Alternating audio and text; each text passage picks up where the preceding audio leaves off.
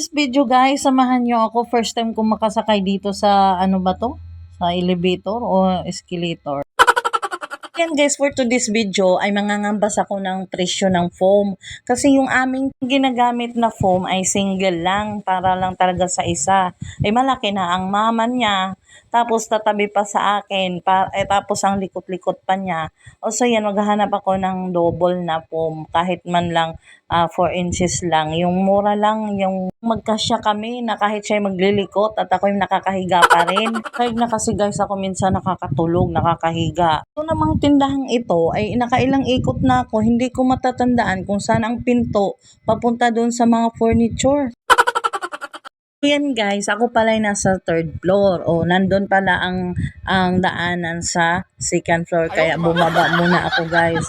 Yan guys, nung pagkadating ko doon sa baba ay hindi ko na nabidyohan yung aking mga tinatanong kasi nahihiya ako sa sales boy doon dahil baka magalit siya sa akin na nagtatanong ako tapos hindi pa naman ako bibili. Yung meron akong pinapatanong tapos sila ay assist ng assist sa akin tapos hindi pa naman ako bibili, kaya hindi ko na binibidyohan guys, baka magalit sa akin. Agang-aga. Pinagpapawisan na. So, that's all lamang for now guys. Thank you for watching and God bless you all.